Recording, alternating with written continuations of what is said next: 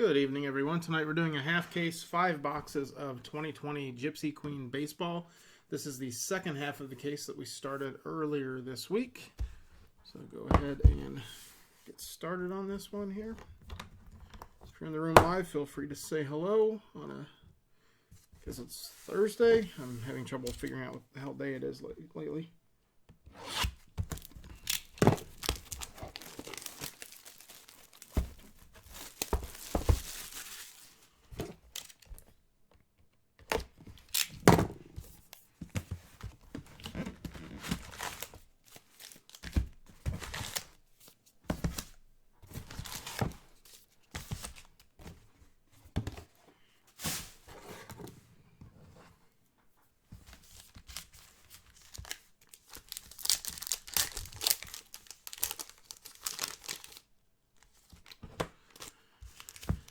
Hey, Jeff.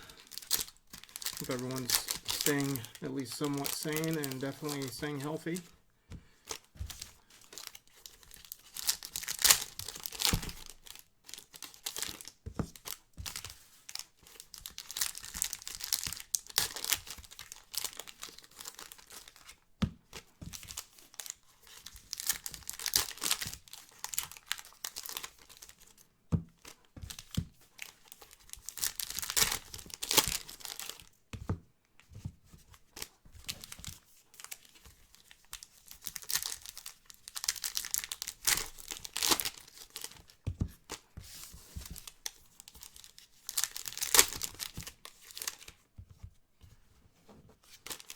Yes, it is a way to pass quarantine time. Unfortunately, the card companies got shut down recently, but I've got a good amount of inventory backlog that we can work through, so I'll stay busy for at least the next couple months, I think. Hey, Jeff. Welcome to my break room. First half, nothing gigantic. The most interesting card was It was a mini, but not a regular mini. It was like a normal width, but like half the height of a Jesus Luzardo auto. But there wasn't any of the big names that were hit, I don't think.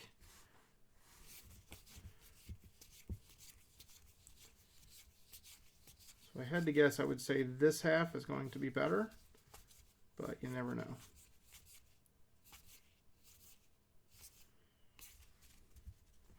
First half did have...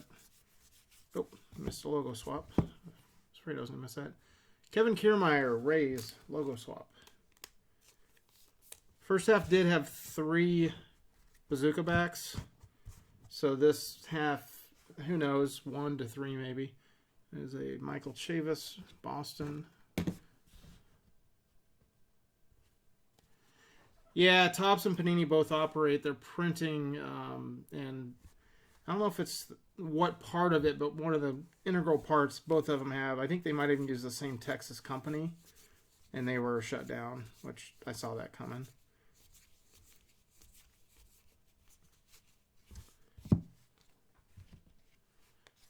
First one, pretty nice one here for the Rays. Austin Meadows auto, rookie.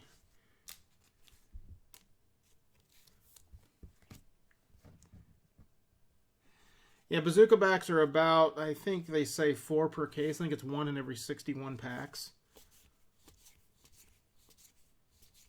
That's what someone said in the last break. Sounds about right. We got a black and white of Ronald Guzman for the Texas Rangers. That is 34 of 50.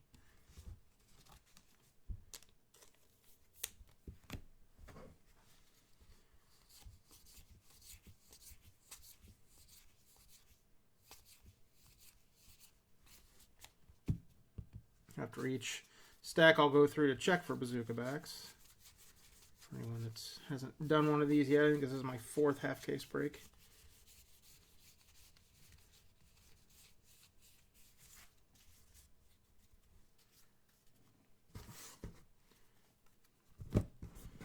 So Topps was able to get Tribute out a week early to avoid the shutdown, so that I actually have it in my house right now. Probably going to put a case on my website if I can figure out pricing. So if you want to look at JaySwanCards.com, it won't be out there right now, but if you want to sign up on the email list when I load it, I will blast an email out. If you're interested in Tribute, it's 36 hits in a 6-box case.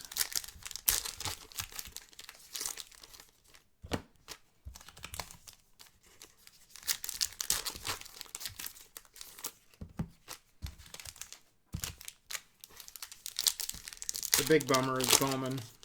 That was supposed to be next week.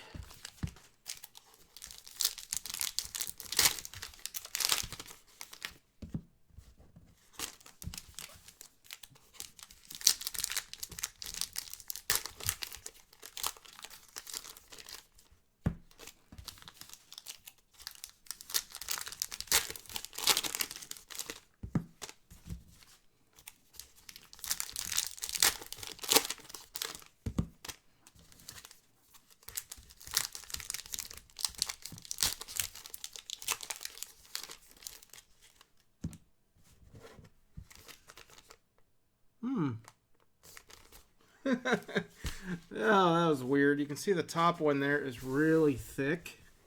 And it was on the very top. It is heavy. Well, Phillies, you just pulled a 1 of 1. Let's see what this looks like. Oh, it's awesome. Aaron Nola autographed button card. That is cool. Edges are a little bit iffy, but the last card that thick, that's going to happen. Wow.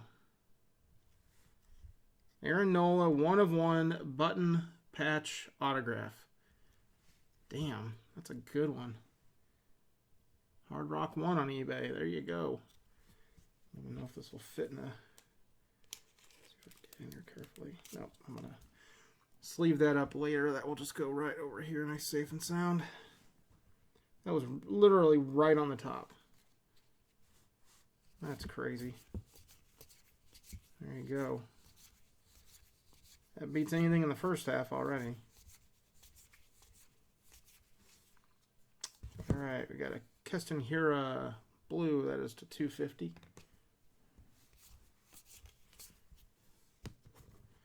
Yeah, that's pretty crazy. Gorgeous looking card. And pulling a 1 of 1 out of a product like Gypsy Queen is, or any other kind of flagship-y kind of products, is pretty huge. You're a fortune teller, Brewers. Lou Bob, White Sox, base rookie.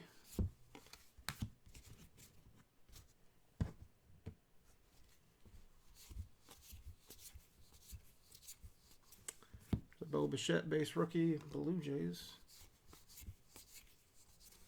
Nico Horner, pretty good box. That's a base rookie.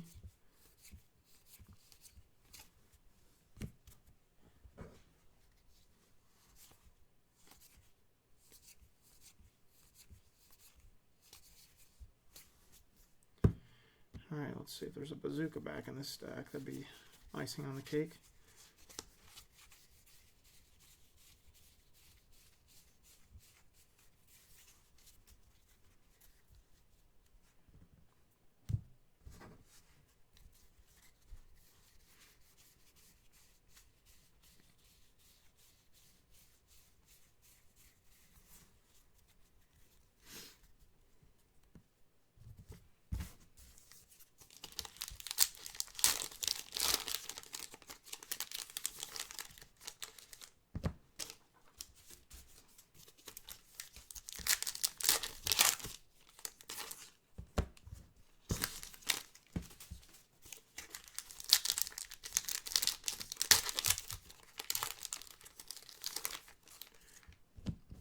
Back to your question, Jeff.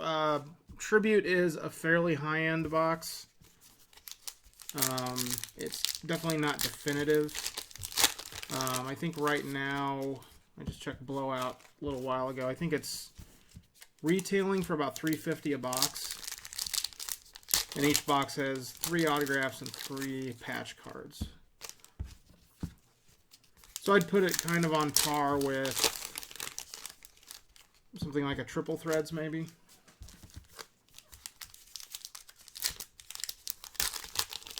Maybe a little bit above Museum and Inception. It's like the first high-end product of the year.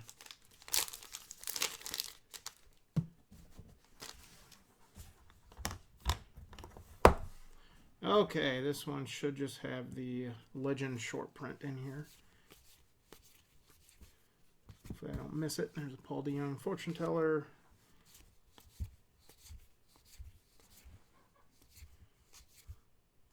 There's our short print Orioles, Cal Ripken. There's one of these per box.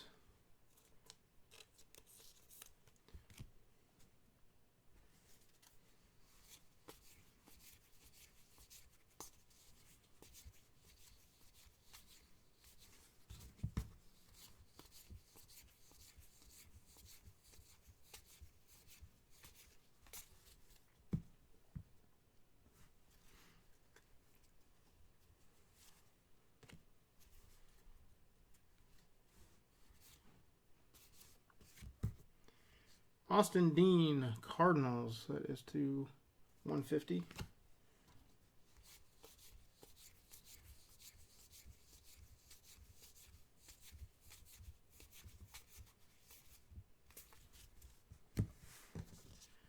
There's a Austin Meadows fortune teller. Trying to make sure I catch all the missing nameplates and logo swaps. A lot of things to look for on these.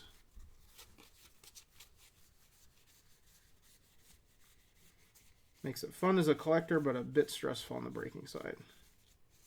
But it's all good. Just take my time.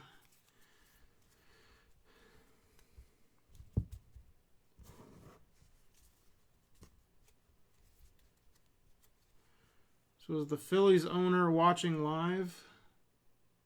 Let me know.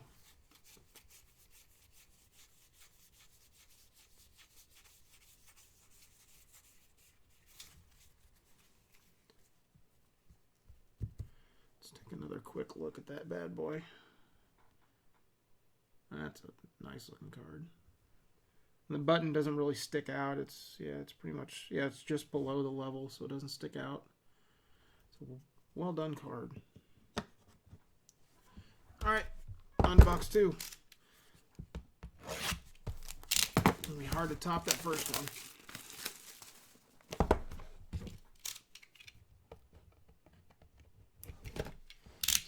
Sorry, I forgot the chrome cards. I always do that. Put it off to the side and forget about it.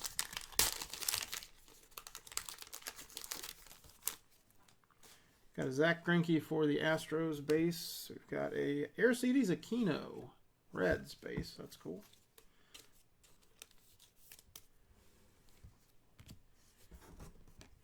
And we got Paul DeYoung Sweet Baby Blues for the Cardinals. All right.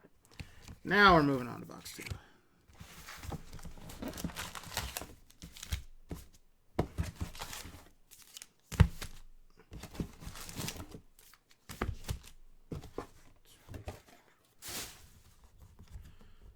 I need to get a new suction mount on my cam.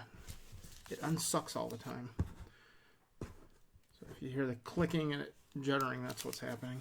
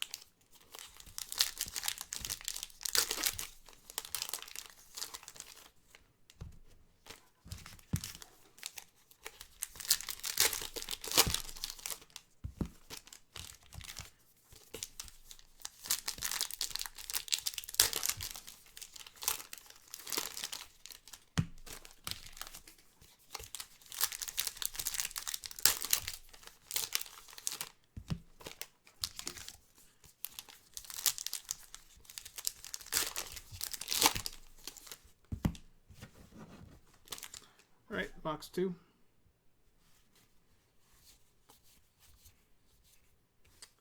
Missing nameplate, Mr. Jack Flaherty, Cardinals.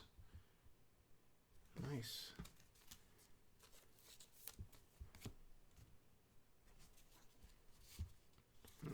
fortune teller on the bottom there. That is Brendan McKay, Rays.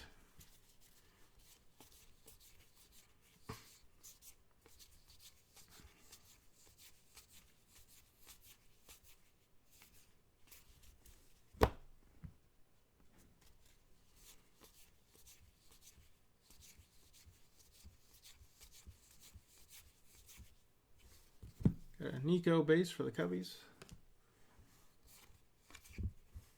Oh, hello. Damn. Yeah, second half definitely better than the first half.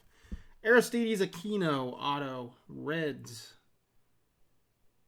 Some hot stuff in this box. Or this case. Half case. Half case. There we go. That's the first Aquino I've pulled. Nice. Pulled a Jordan. I pulled a Bo. I pulled an Aristides now. Now I just need... I think I pulled a Nico as well. Yeah. So I just need Gavin. Gavin's the only big rookie I'm missing.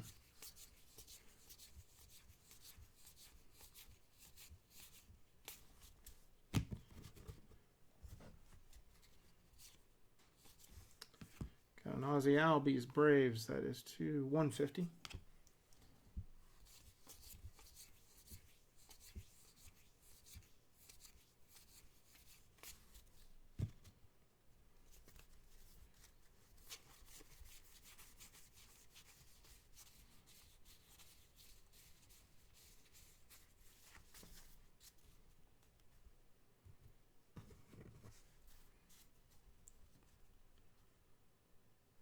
Oh, that's a nice auto. Logo swap on the Aquino. Yeah, the Alvarez I pulled, I think it was in the second half of the first case, was a logo swap auto to 99. Very nice card. And Jordan's got a nice auto as well. I like Aquino's too. Got the double A going.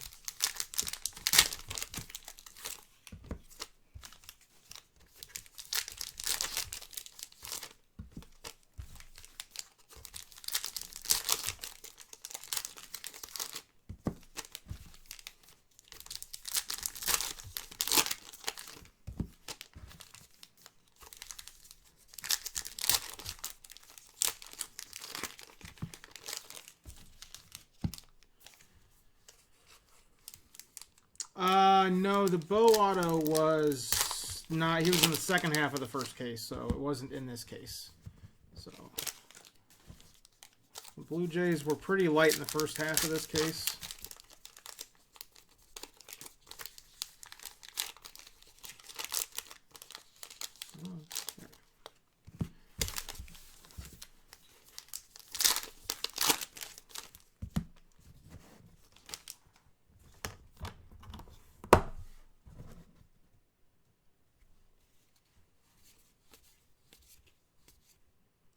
Ooh, redemption.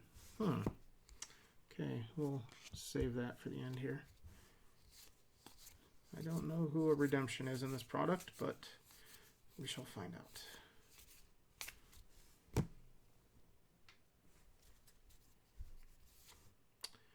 That's a Lou Bob, White Sox.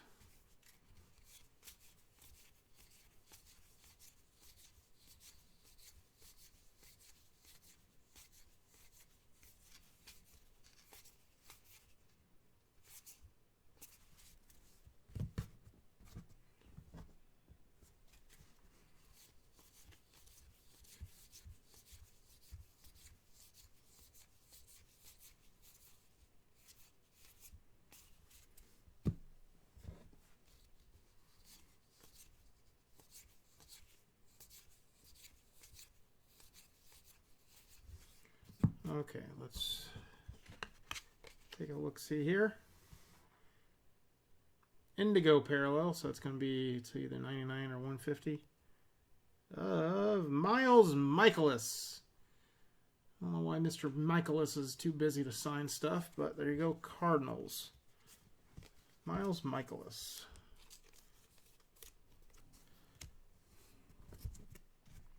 Let's check for bazooka backs.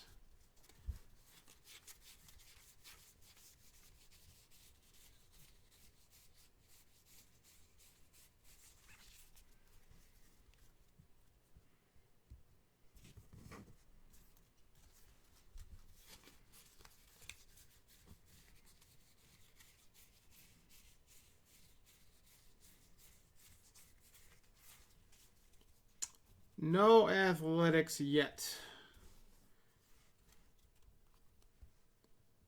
We're only a little bit into the second box. There's 3 boxes left.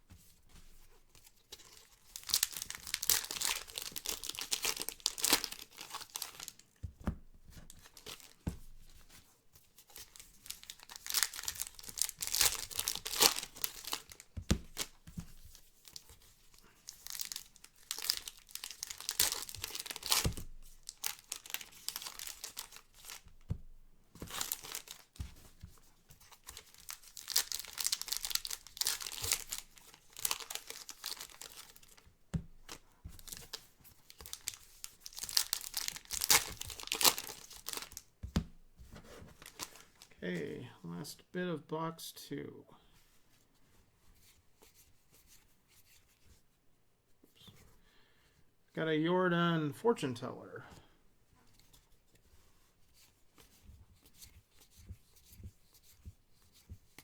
Oop, there is our short print. Phillies having a nice break. Mike Schmidt.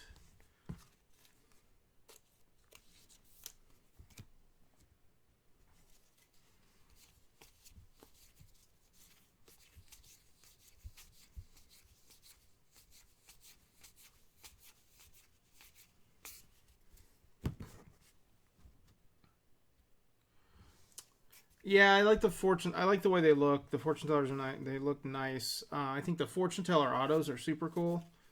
Don't know how they sell, but I think they look awesome. Williams Studio Twins. That's to 250.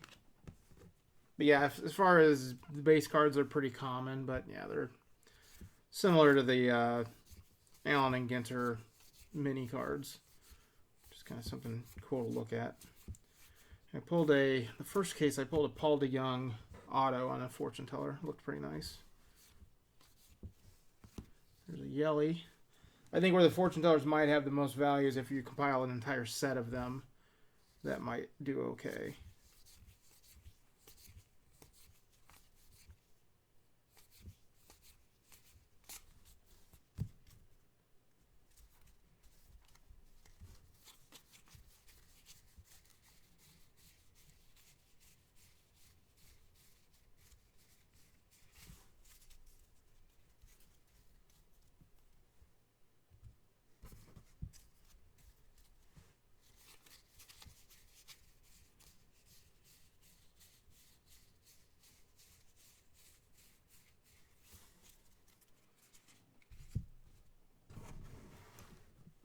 All right, box 3.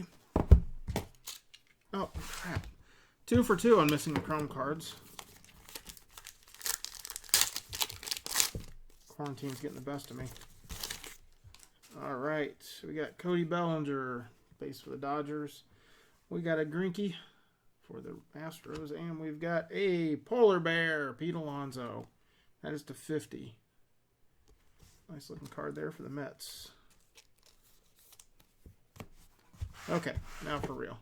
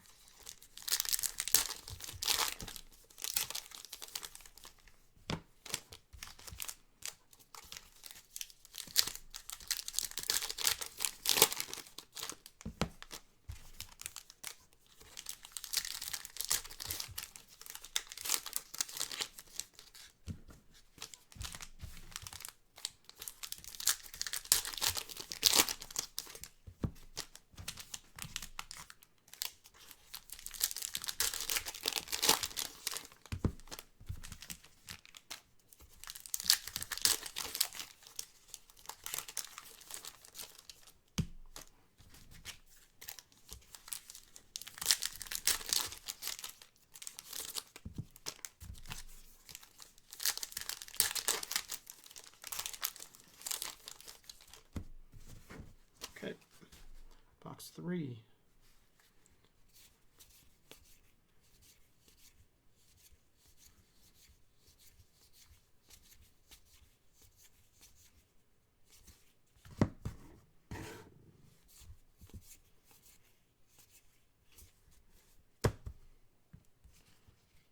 Tatis Jr. for the Padres.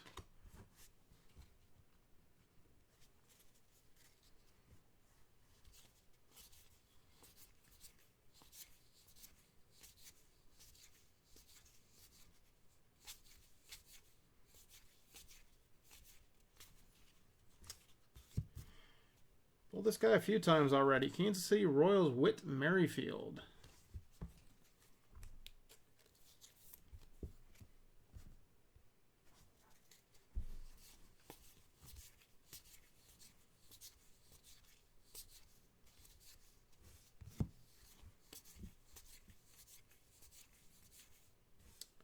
Missing nameplate, Royals. This is Danny Duffy.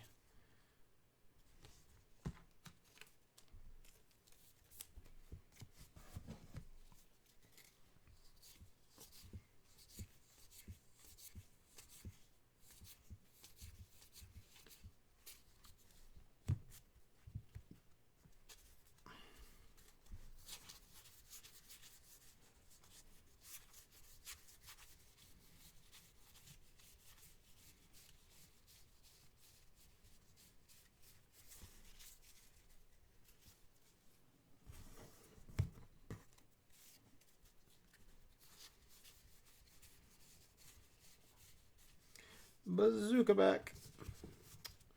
Who do we got? We have Reds, Nick Senzel. Very nice Reds. Bazooka back.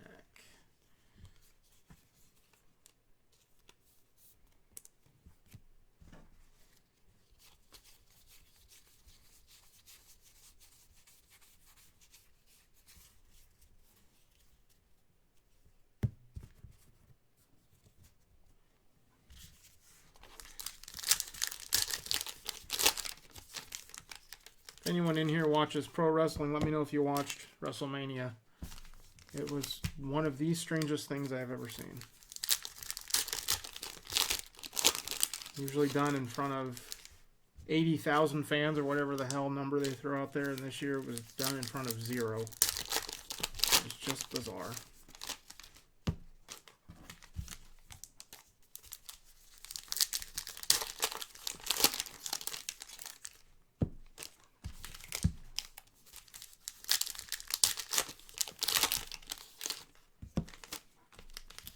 Yeah, it was weird.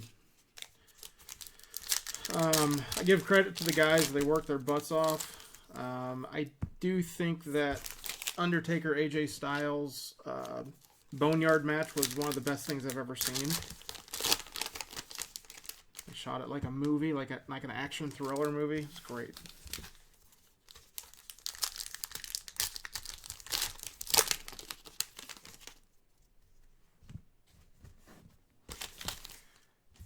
I didn't watch night 2, so I don't know how the Firefly Funhouse match was. I imagine it was kind of similar.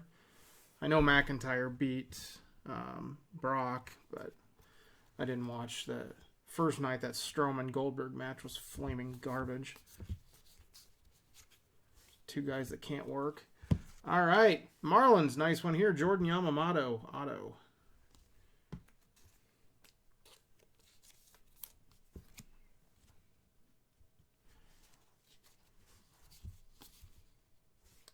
Robert, White Sox. There's an Alvarez, Astros. Oh, rookie box here. Bo Bichette, Jays.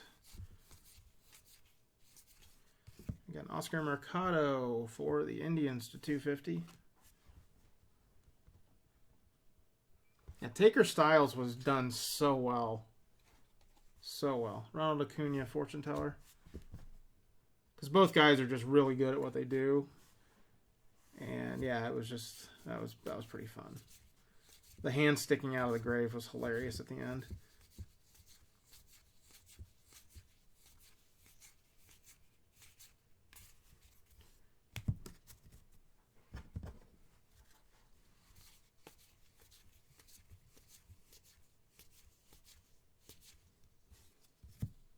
Nico Horner, Cubs.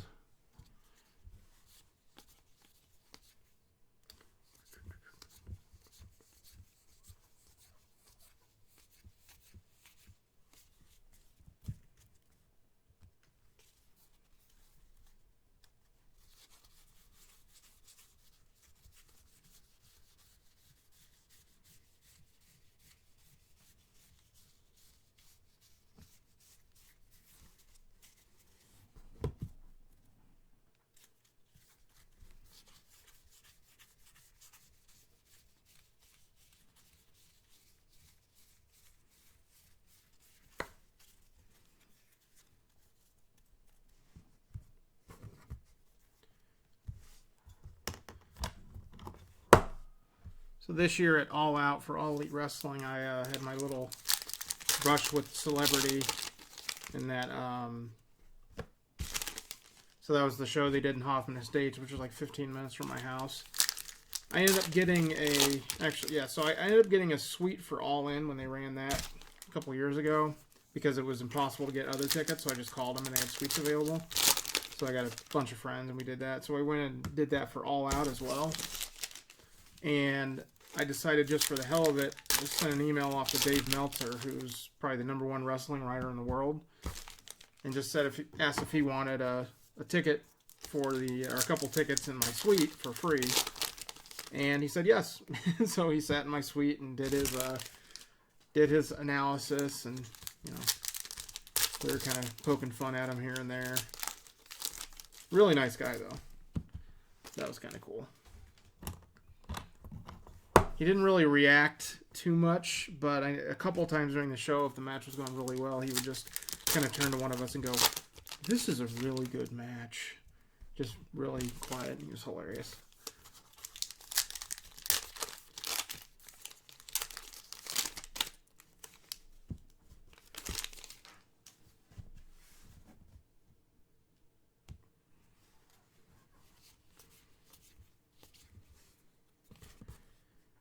Studio Twins.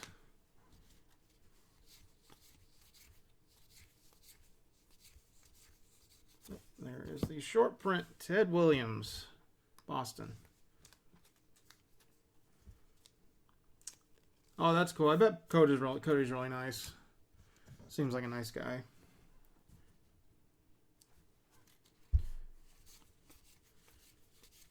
The real fascinating thing about sitting with Dave was he would, talk about how good he thought the matches were, but he would also talk about kind of how safely they're working the match. Because he got really annoyed when guys would work like needlessly dangerously. So he was really impressed with the ladder match at that show because Hunter Harvey for the Orioles, 14 of 50. That he said it was a great ladder match and it was extremely safely worked until they tried to do one of the spots at the end. And Dave immediately went, "Uh-oh, they're trying the Dudley Boys spot." And of course, one of the Young Bucks clipped their foot on the top rope and almost died. But luckily they were okay.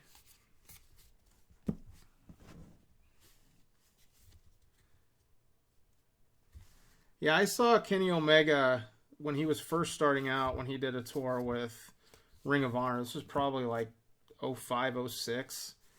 And he was, I wouldn't say he was bad. He was just really green and not that good.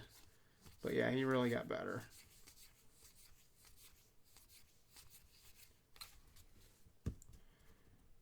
And I took a leak next to Kota Ibushi. That was kind of cool. That was another brush with greatness. So Ring of Honor would run this building in Chicago Ridge, Illinois. It was literally the Park District gym. And so there was just one bathroom in the building, so you'd go in there and some of the wrestlers would be in there too. So I looked over. Kota was right next to me.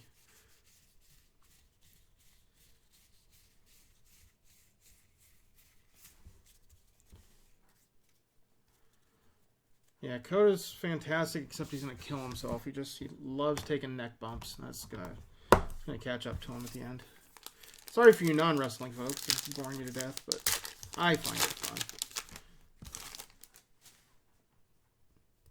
Jose Abreu White Sox base Will Smith, Dodgers base, and we've got Pete Alonso, Mets base. And wrestling is really good for quarantine viewing too, because I've got, let's see, I subscribe to New Japan World, High Spots, WWE, so there's tons and tons of stuff.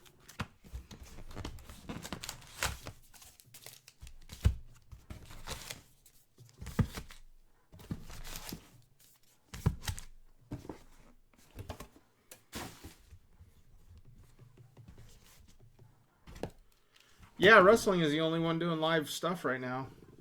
Although I think AEW, what they've done is they taped for like a week straight at 2 different locations until they got basically shut down themselves. So I don't think they're taping anymore, but they said they've got, I think Shivani said that they've got enough for like maybe 2 months worth of storyline stuff. So it's just too bad that they've debuted some really, really good wrestlers and had to do it with no fans. Got Matt Hardy, Brody Lee, Lance Archer. Really good performers.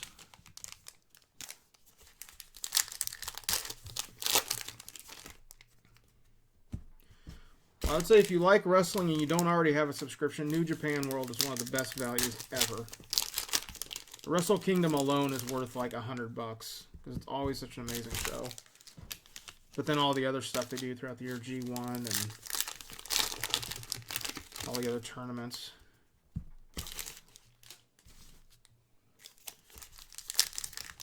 Yeah, I respect AEW though for going ahead with it because they had it written, so they just said, "Screw it, let's debut the guys. They're under contract." So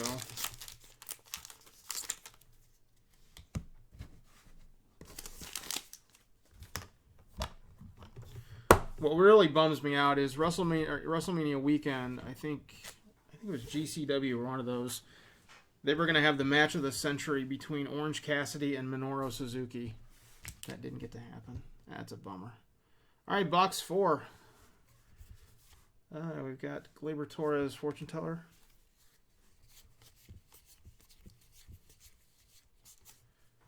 Robert, base, White Sox. Several of him. Another Bo.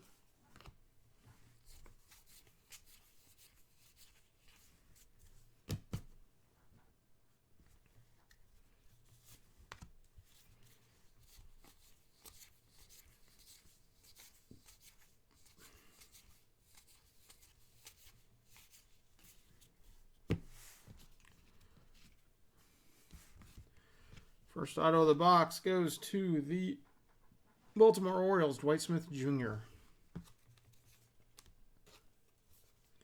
Looks a lot like his daddy.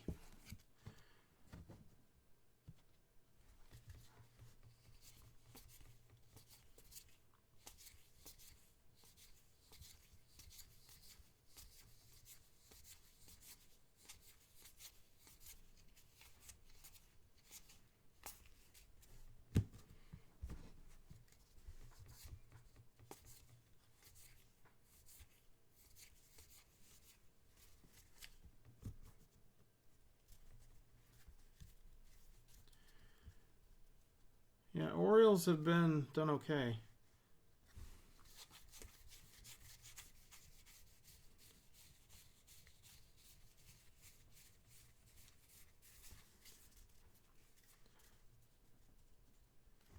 Yeah, New Japan rocks. And also, Bazooka back right on top there. Let's see what we got here. Another Oriole. We got, what's his name? I don't know. Jay Iglesias. I don't know which. That's Baltimore Bazooka. It's 2 Bazooka backs. The other wrestling thing I'll shill for completely free of charge to them is High Spots Wrestling Network. It's basically all of the American indies plus some European indies. So stuff like Pro Wrestling Guerrilla, CZW, I think they have GCW in there now, Bar Wrestling, Defy, yeah, so a lot of good And also, I think WXW from Germany, which if you watch NXT UK, that's where Walter came from. So it's just interesting watching, especially going back in time a little bit and seeing like John Moxley wrestle in the Tournament of Death in CZW with Sami Callihan as his manager. So that goes back a long time, but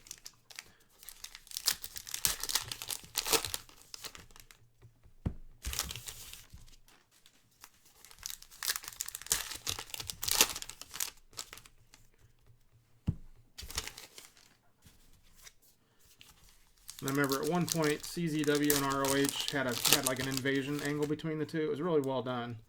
I was at a show, I think it was 04 or 05. It was a huge WrestleMania weekend show. So Chris Hero, who, if you watch NXT, is Cassius Ohno. He was leading the CZW contingent. So he came in, pause for an auto. Oh, nice. Tampa Bay Rays. We got a black and white Charlie Morton. That is 2 of 50. Rays with a couple autos.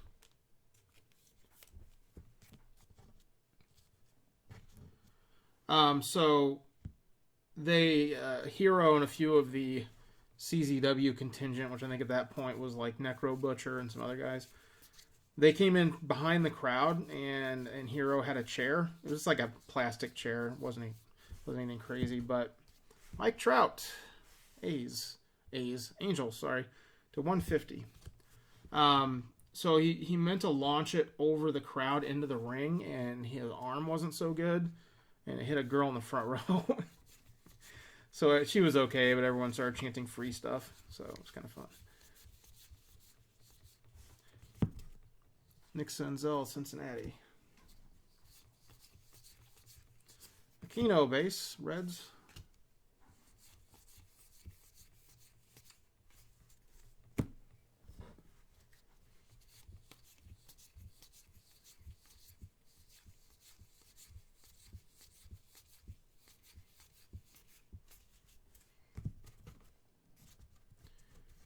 Yeah, the ROH shows from that era were so much fun. We'd get front row for everyone. This is like the 05-06 time period.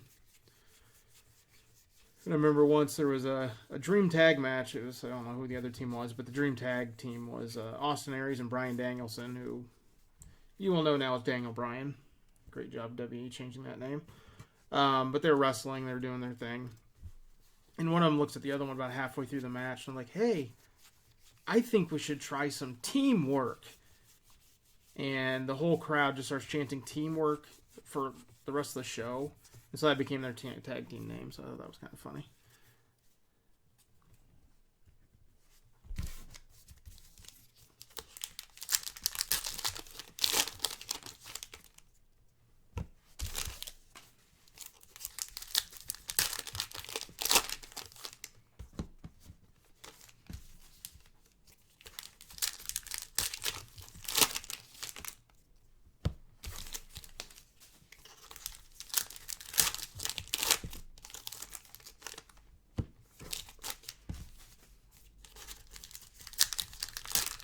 Yeah, that period in ROH is basically the WWE roster now.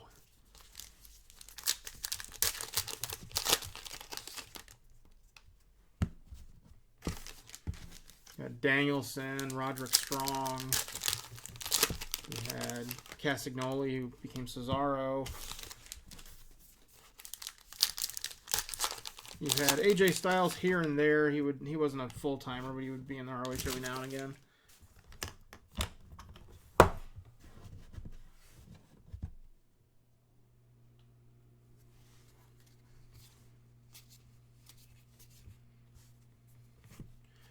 Trout fortune teller.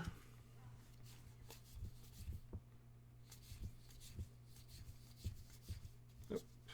I think that is our short print Neon Dion. Reds.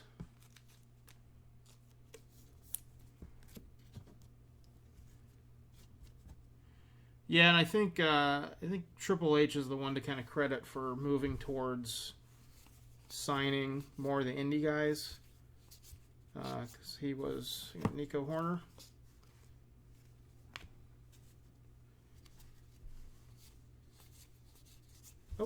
Oh, wow. This is a short print logo swap. Ted Williams, Boston.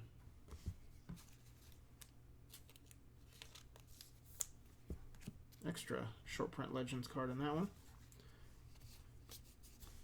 Gavin Lux base.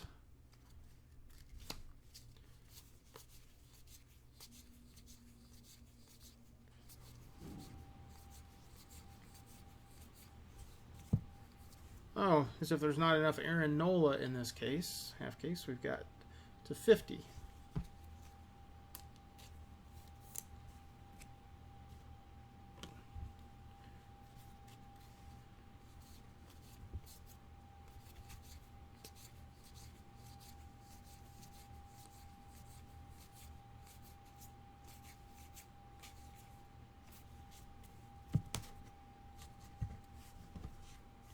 Dylan Cease, White Sox.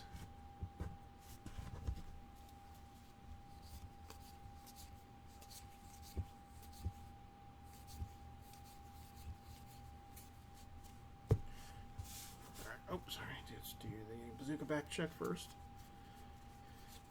And back at those ROH shows, Kevin Steen, or Kevin Owens as he's known now, damn near broke my wife's knee. He was wrestling a main event match against Nigel McGuinness for the title. And Nigel sent him going full force into the barricades right in front of us. And it's just basically bike racks. And it moved about 2 feet right into our legs. Did not feel so good. Because Steen was well, he still is. He's a big boy. About 260, 270.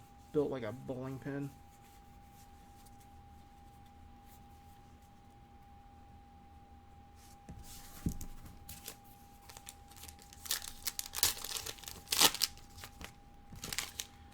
Alright, we got Conforto 250. 1 of 50 for the Mets.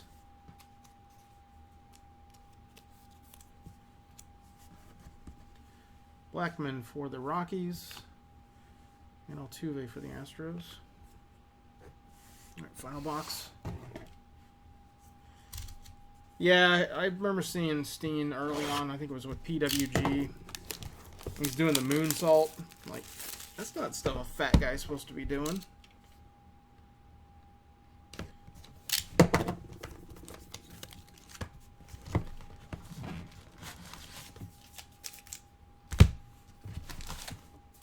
His year-long feud with El Generico and ROH is probably the best blood feud I've ever seen in my life. And no one really knows about it. This is an ROH. But literally, they went from Final Battle one year to Final Battle the next year. It helps they only run like 2-3 shows a month, so you kind of spread it out. But it was amazing.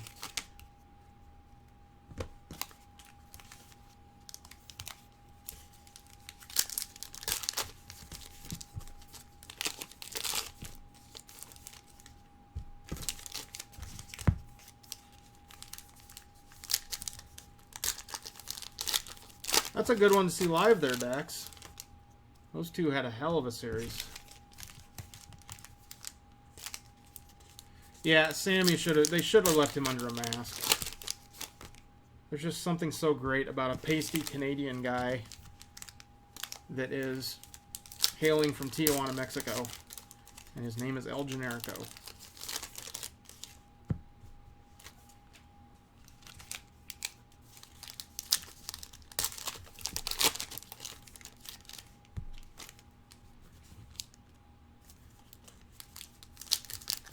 Pals, legendary wrestling building.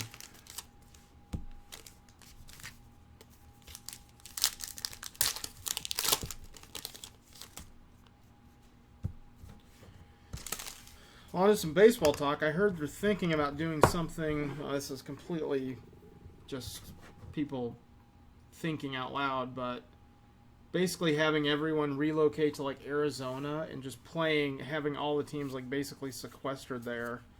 And playing all the games. Ooh, that looks fancy. Reds, red card. That is to 10. Sonny Gray. Very nice. But have all the play like a 100-game season, but have all the teams kind of just stuck there and playing in front of no fans. So, yeah, I don't know. It's going to be tough to get crowds. Brendan McKay. People are saying it might be Thanksgiving or later before you can go to events that have big crowds. Which I sort of get it. Just sucks.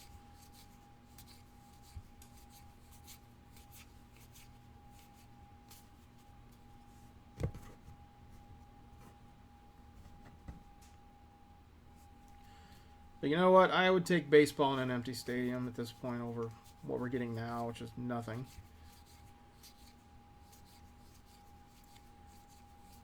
I'm just pissed that as an Illinois alum, they finally have a decent team, and they're going to make the tournament, and the tournament gets canceled. Los Angeles Angels, Taylor Ward.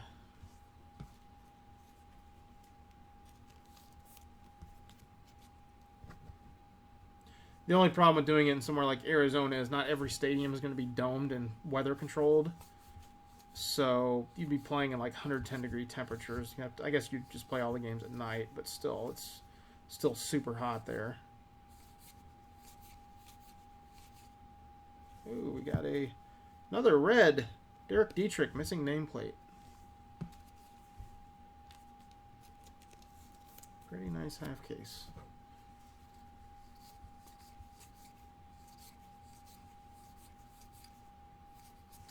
Got a Wheel of Fortune full-size bow.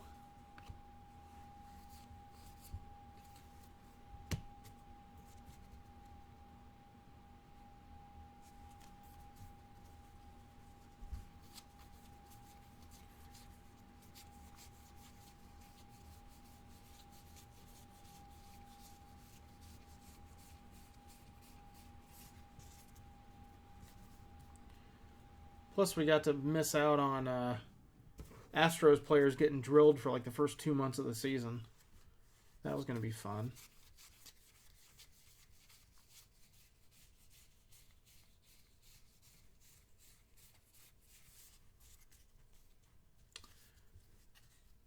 Based after what happens, if I'm the Yankees, if the first time I play the Astros, I put Aroldis Chapman in the first inning.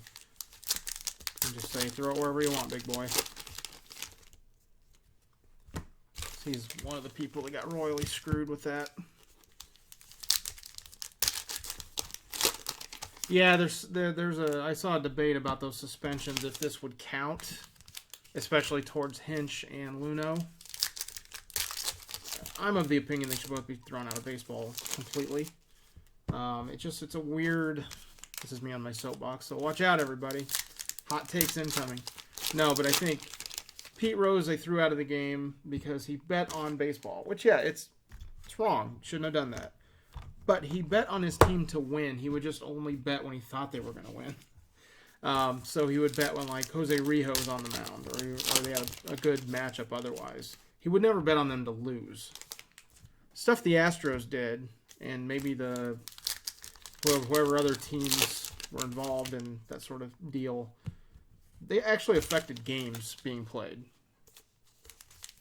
It wasn't just something shady going on the outside. Like, they actually affected how games are decided.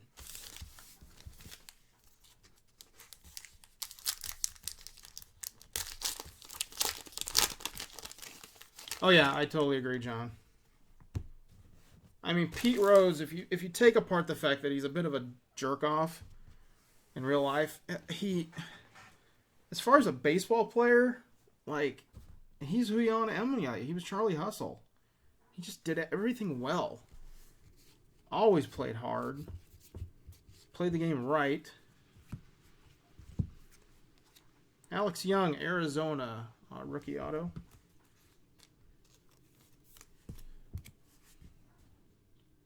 And all-time leading hits. You know, Ty Cobb's in the Hall, and he was a terrible, terrible, terrible human being. So it's just a lot of weirds. And I think part of it was just a, I don't know what you call it, maybe a dick measuring contest between him and the GM or the commissioner at the time. You know, they just wanted him to admit he was wrong and apologize, and he just refused to, so it was kind of stupid, but still. Severino, Yankees, yellow logo swap.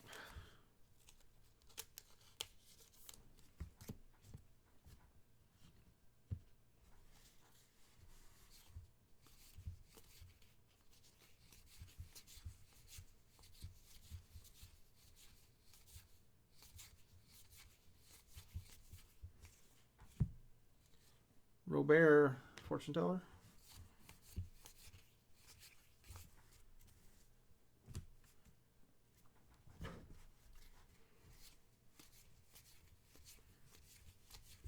Plus the other thing they talked about, which I would be very excited about if they did the 100-game season and kind of the central locations just so they could cut down on manpower, they would probably have electronic strike zones, which I think they've needed to have for God knows how long.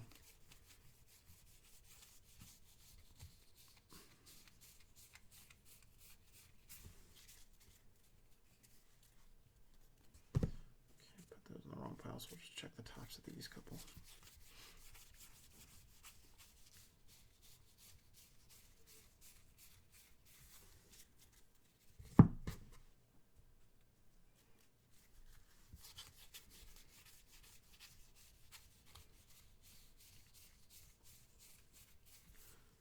I was one of the people kind of being a purist and kind of say, oh, you know, umpires are kind of, you know, the fact that they don't get every call right is kind of, you know, kind of part of the game and it's part of the allure and part of the charm. But the last few years, it's just been getting so bad with umpires. Like, it's one thing to miss calls, but like they weren't even being consistent. In a lot of cases, they're trying to be part of the show. You know, baiting guys and then throwing them out, stuff like that. I got really tired of that. I remember back when Greg Maddux was in his prime, he would basically start a ball in the black on the outside corner and get a call. If he got called strike, he'd move it about a quarter inch further because he had that good a control.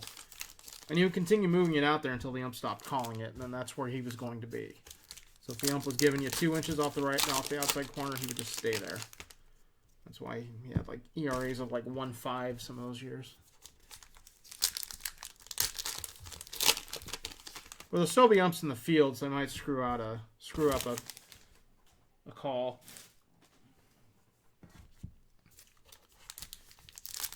You could always yell at the computer. There is some manual intervention that is used with that. Mainly, it will adjust the size of the zone to the height of the player. I guess you could yell at that. Like when Altuve comes up, the zone becomes like Eddie Gaedel from back in the day.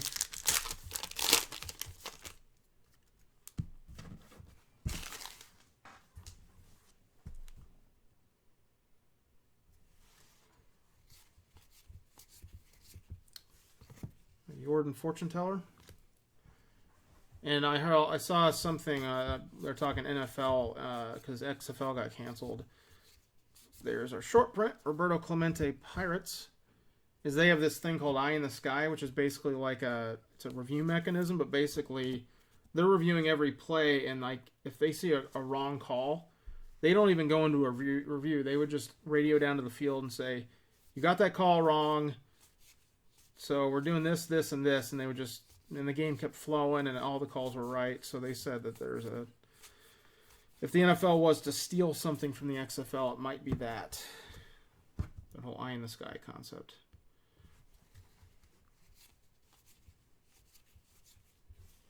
Matt Chapman A's, that is 250.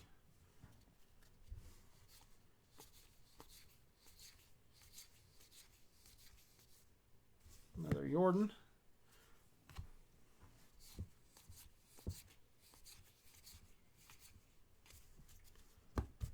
Also, I sort of like the kickoffs in XFL where they have the Yelich fortune teller. They have the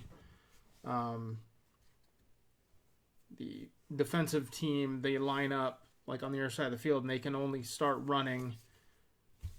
Robert base. They can only start running once the guy catches the ball, so it just cuts down on injuries because guys aren't running full speed at one another. And ending with a Bo Bichette base, and we got the chrome cards here. They probably should get rid of pass interference challenge because it was just so stupid. You basically had to pull a gun and shoot a guy in the head to get a pass interference called on replay. And even then, they probably wouldn't call it. Shane Bieber, Cleveland, that's $2.99. Got a Kettle Marte for the D-backs. And a Gavin Lux chrome. There you go. Dodgers. Okay, one more look at this. So this is what I saw when I pulled it up. 1 of 1. super thick. How thick that is. Patch button auto, Aaron Nola, who's got a gorgeous auto, by the way. That is Phillies. All right, that will do it for this one. So I'm going to be queuing up another case probably Wednesday and Friday of next week. So go half case part 1, part 2. Topps Tribute, I will probably be putting it on my website hopefully tomorrow. So you can check the website, or better yet, just sign up on the email list. When I load that, I will send an email blast to everyone on the email list, so you'll know to go out and check it out and see if there's any teams you like. I think I have 1 or 2 cases of Tribute. I am not quite sure. I haven't checked. But definitely one is going to be going up on the website soon. And what I usually do is I'll put it up and then put it on eBay a couple of days later. Yeah, sure, Rich. So it's Aaron Nola, 1 of 1. That was definitely the highlight. Let me just kind of go through the autos. Alex Young for the D-backs. Got Taylor Ward for the Angels. Got a Sonny Gray to 10 for the Reds. Got a Charlie Morton for the Rays. That's out of 50. Dwight Smith Jr. for the Orioles. Jordan Yamamoto for the Marlins. It's a Nick Senzel Bazooka back. Whit Merrifield Royals.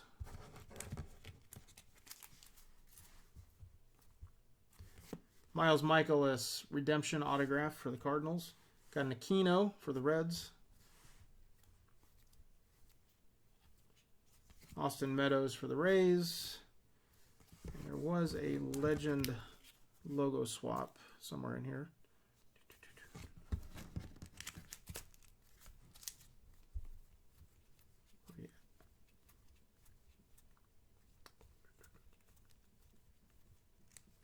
There it is. Ted Williams short print logo swap for the Red Sox. There's the other ones are just logo swaps, missing nameplates. Oh, very nice, Rich. You got a good break then. The Meadows and the what's the other one?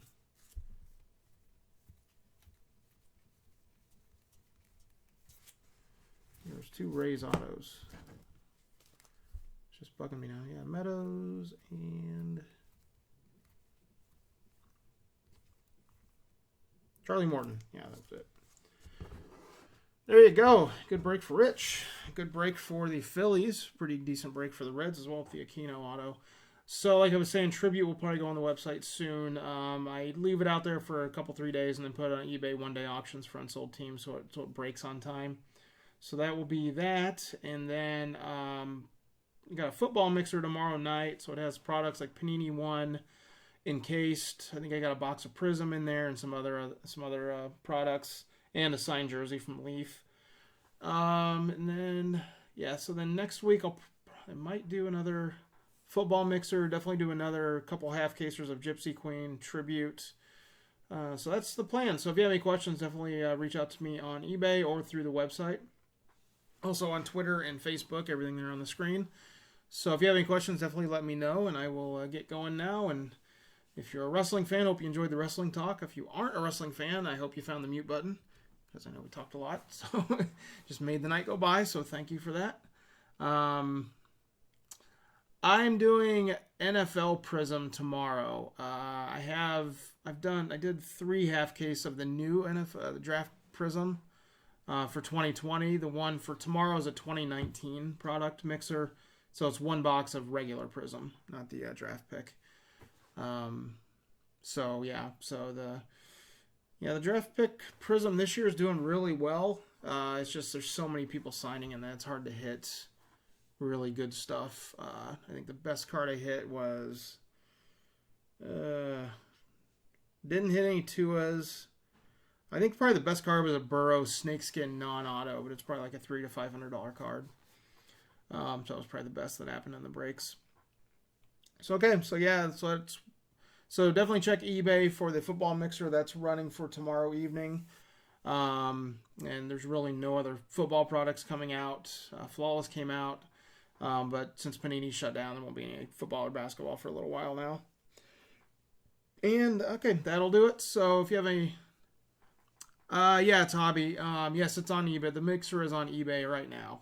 It's ending tomorrow evening. At least I hope so. I've been seeing bids, so I'm pretty sure it's there. It's been going kind of crazy. Um, so yeah, if you have any questions, let me know. Any requests or whatever, let me know as well. But hope you have a good rest of your evening, and everyone, please stay healthy and stay safe, and try to stay as sane as possible, although it's kind of hard at this point. So have a good night, everyone. Thanks a lot.